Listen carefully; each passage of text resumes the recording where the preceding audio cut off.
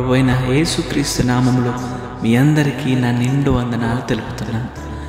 ఈ మాటలు వింటున్న నా ప్రియ దేవుని బిడ్డలారా, ఈరోజు మీరు ఫేస్ చేస్తున్న ఇరుకు ఇబ్బందులను బట్టి, రోగాలను బట్టి, మానసికమైన ఒత్తిళ్లను బట్టి, అప్పుల సమస్యలను బట్టి మీరు గాయపరచబడి నా జీవితంలో ఎందుకు ఇంకా కార్యం జరగట్లేదు అని చింతిస్తున్నారా?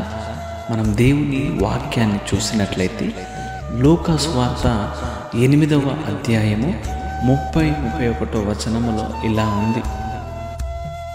యేసు నీ పేరేమని వానిని అడగగా, చాలా దయ్యములు వానిలో చొచ్చి ఉండెను గనుక వాడు తన పేరు సేన అని చెప్పి పాతాళములోనికి పోవుటకు తమకు ఆజ్ఞాపింపవద్దని ఆయనను వేడుకొనెను. దేవునికి మహిమ కలుగునుగాక. చూడండి, ఆయనకు చాలా దయ్యాలు పట్టి, సేన అంటే ఇంచుమించు 2000 దయ్యాలు పట్టి ఆయన పీడింపబడుతున్నాడు.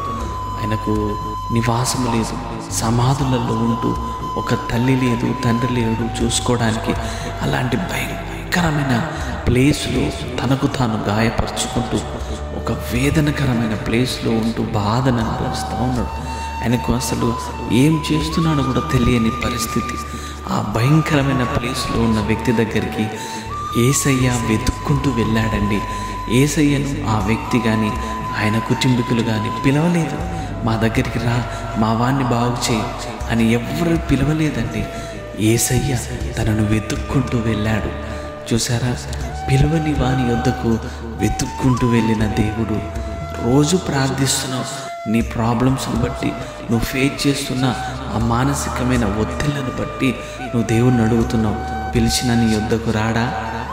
ఖచ్చితంగా నీ యొద్దకు వస్తాడండి. దేవుడు ఈరోజు నీతో ఎందుకు మాట్లాడుతున్నాడంటే, నీ యొక్క ప్రతి సమస్య నుండి నిన్ను విడిపించడానికి దేవుడు ఈరోజు నీతో మాట్లాడుతూ ఉన్నాడు.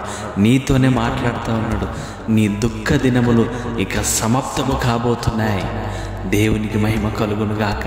నువ్వు నమ్మిన ఎడల దేవుని మహిమను చూస్తావు. నమ్మినట్లయితే ఆమెనని కామెంట్ చేయండి. దేవుడు మిమ్మల్ని దీవించి ఆశీర్వదించి అభివృద్ధి పరచునుగాక. Amen, amen, amen.